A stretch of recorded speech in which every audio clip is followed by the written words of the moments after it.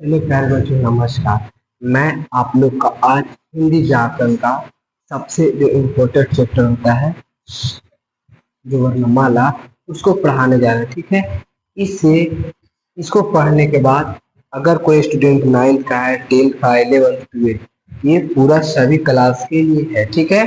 वर्णमाला चैप्टर, क्योंकि ये वर्णमाला चैप्टर हर क्लास में आता है, छोटा से लेकर इंटर तक पढ़ा जाता है ये वर्णमाला चैप्टर। ठीक है।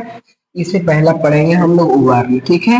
वर्ण किसे कहते, वर्ण का परिभाषा बताना है। वर्ण किसे बताना है, सबसे सीधा बात समझना है। भाषा की सबसे छोटी इकाई को ही वर्ण कहते हैं। भाषा की जब सबसे छोटी इकाई होता है उसे क्या बोलते हैं, उसे वर्ण कहते हैं। ठीक है। अब पढ़ेंगे वर्णमाला।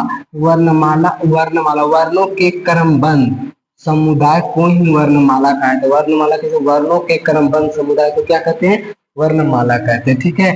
इसकी संख्या इसकी संख्या 52 होती है। कोई पूछेगा कि वर्ण की संख्या कितना होता है, तो वर्ण की संख्या 52 होता है। अगर पूछेगा प्रकार कितना होता है, तो 2 प्रकार होता है। प्रकार पूछेगा कितना, 2 प्रकार। अगर संख्या पूछेगा तो 52। इसका प्रकार पूछा तो संख्या पूछे तो 52 और प्रकार पूछे तो 2 होता है। तो कौन कौन 2 होता है, पहला सवर वर्ण, दूसरा व्यंजन वर्ण। ठीक है। पहला सवर और दूसरा व्यंजन वर्ण। अब सबसे पहले सवर वर्ण के बारे में चलेंगे। ठीक है। सवर वर्ण के बारे में, जिसका उच्चारण स्थान स्वतंत्र रूप से होता है उसे सवर वर्ण कहते हैं। ठीक है। जिसका उच्चारण स्वतंत्र रूप से होता है उसे सवर वर्ण कहते हैं। तो इसकी संख्या पूछेगा तो इसकी संख्या कितना होता है, इसकी संख्या 11 होती है। जैसे अ, आ, ई, उ, री, ए, ओ, होता है। ठीक है, 11 होता है। ठीक है।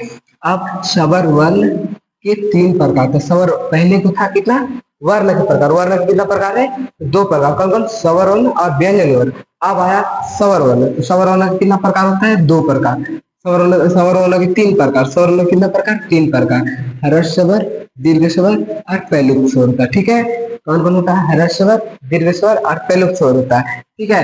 तो ह्रस्व स्वर के बाद पर जिसका उच्चारण स्थान में सबसे कम समय लगता है उसे ह्रस्व स्वर कहते हैं। उसे क्या बोलते हैं, ह्रस्व स्वर कहते हैं। ठीक है। जैसे में इसकी संख्या कितना होता है, 4। ठीक है। जैसे हम लोग बोलेंगे इसमें कम समय लगता है, जिसमें बोलने पर कम समय लगता है उसी को तो ह्रस्व स्वर कहते हैं। तो उच्चारण से बोलते हैं। जैसे में इसकी संख्या 4, अ, ई, छोटी, छोटा, छोटी, छोटी ऊ, री। ठीक है।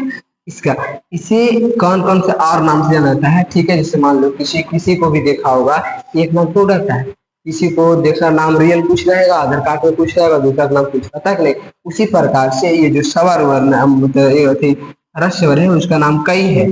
एक मात्रिक स्वर भी इसे बोला जाता है, मूल स्वर और लघु स्वर के नाम से भी ये जाना जाता है। कौन, ह्रस्व स्वर को अगर तुमसे पूछ दिया कि मूल स्वर किसे कहते हैं तो तुमको ह्रस्व स्वर का डिफिनेशन ही बताना है। अगर पूछेगा लघु स्वर या एक मात्रिक स्वर, ये सब जो है उसे किसे बोलते हैं, इसे ही सबका ह्रस्व स्वर ही कहते हैं। ठीक है। अब दीर्घ स्वर कहते हैं। ठीक है। दूसरा प्रकार पढ़ेंगे जो स्वर वर्ण का दूसरा, पहला तो ह्रस्व स्वर है, दूसरा दीर्घ स्वर। ठीक है। तो दीर्घ स्वर जिस ध्वनियों का उच्चारण स्थान ह्रस्व स्वर का 2 गुना लगता है। जैसे मान लो हम पहले बोले थे अ, छोटा निकल, अब बोले आ, तो 2 गुना लगा कि ह्रस्व स्वर का 2 गुना लगता है उसे उसे क्या बोलते हैं, दीर्घ स्वर कहते हैं। ठीक है। इसकी संख्या कितना होता है, तो 7 होता है। जिससे कितना होता है, 7। जैसे बड़ा, बड़ी, बड़ी ऊ, ए, ओ, ठीक है।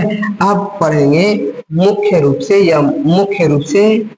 से दीर्घ स्वर की संख्या कितना होता है, 3 होता है। ये जो 7 है नहीं बोलता है, नहीं बोला जाता है कि हालांकि ये है इतना बड़ा भी, पर मुख्य रूप से नीचा है, बोलता है नहीं। तो उसी प्रकार से ये है कि ये हालांकि जो जो दीर्घ स्वर की संख्या 7 है, वो माना 7 नहीं जाता है, पर ये जो मुख्य हकीकत में जो है, तो हकीकत में कितना है, 3 है। तो कौन कौन, बड़ा आ, बड़ी ऊ, बड़ी। ठीक है। इसे भी कितना नाम से जाता है, जैसे इसे भी किसके को नाम से जाना जाता है, द्विमात्रिक स्वर और गुरु स्वर के नाम से भी जाना जाता है। किसे, दीर्घ स्वर को कौन कौन नाम से, द्विमात्रिक स्वर और गुरु स्वर के नाम से भी जाना जाता है। ठीक है। अब पढ़ेंगे पैलुक स्वर। ठीक है। जिसका उच्चारण स्थान ह्रस्व स्वर का 3 गुना समय लगता है। कितना गुना, 3 गुना समय लगता है। उसे क्या बोलते हैं, पैलुक स्वर कहते हैं। इसका प्रयोग किसी को बुलाने या पुकारने में किया जाता है। जैसे में मान लो ओम, जिसमें ओम, इसे बोलते हैं ओम, तो कितना 3 गुना नहीं लगा, ओम 3 गुना लगा कि नहीं, 3 गुना लगता है, उसे क्या बोलते हैं, तो उसे ही बोलते हैं लुप्त स्वर। ठीक है, इसे इसे त्रिमात्रिक स्वर कहते हैं, इसे त्रिमात्रिक स्वर भी कहा जाता है। अयुग्वा, अयुग्वा ये जो होता है, ये अयुग्वा अयुग्वा और संयुक्त दोनों क्या होता है, अलग से होता है। जैसे मान लो अयुग्वा, यह ना तो स्वर है और ना ही व्यंजन, बल्कि योग रहने पर जो साथ रहे उसे अयुग्वाह कहते हैं। ठीक है, इसकी संख्या कितना होता है, 2। अयुग्वाह की संख्या अगर मैट्रिक चाहे इंटर का बोर्ड पूछ दे कि युग्वाह की संख्या कितना होता है, तो युग्वाह की संख्या 2 होता है। कितना होता है, 2 होता है। तो कौन कौन होता है, तो अन और अ होता है, जिससे संयुक्त स्वर जिसका जिसका स्वर का जिस स्वर का योग भिन्न भिन्न स्वर का योग से होता है, जिस जिस स्वर का योग भिन्न भिन्न स्वर के योग से होता है उसे क्या बोलते हैं, संयुक्त स्वर कहते हैं। इसकी संख्या 4 होती है।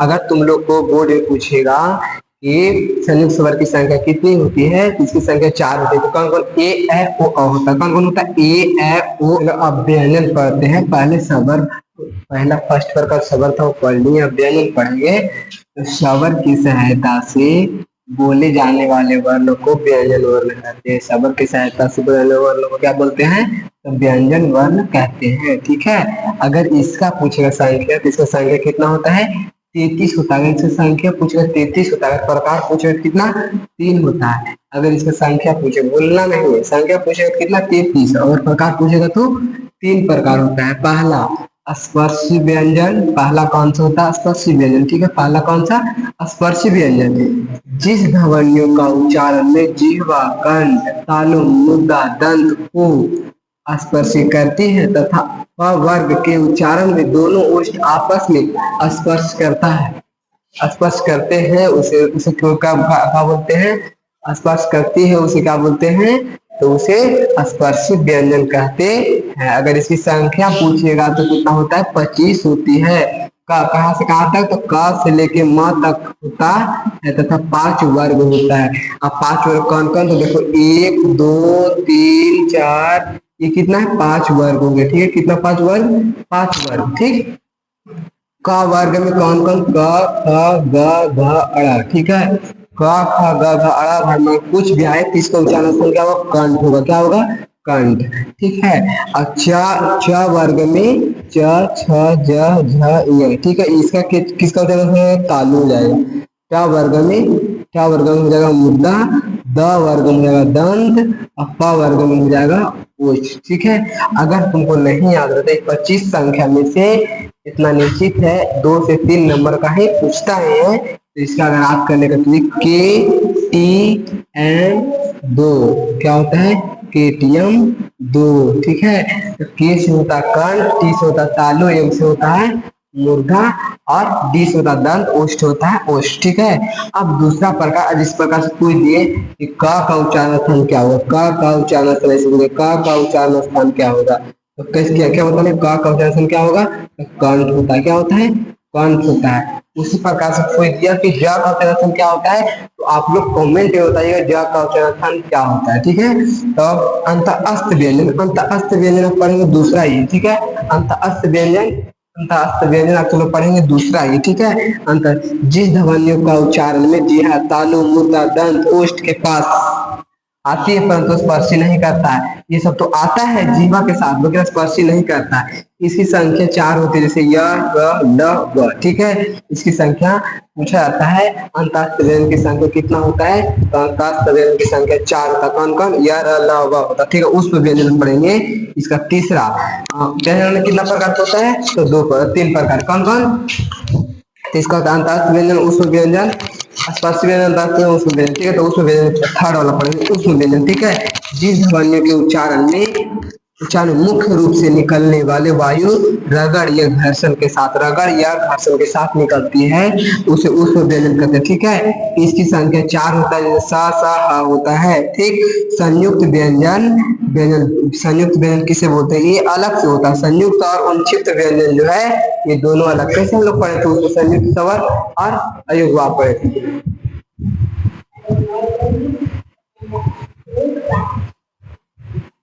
तो संयुक्त व्यंजन, ठीक है, संयुक्त व्यंजन दो विभिन्न व्यंजनों के योग से बना व्यंजन को संयुक्त व्यंजन कहते हैं। ठीक है, अब पढ़ेंगे उनक्षिप्त व्यंजन। उनक्षिप्त, इसकी संख्या कितना होता है? 4।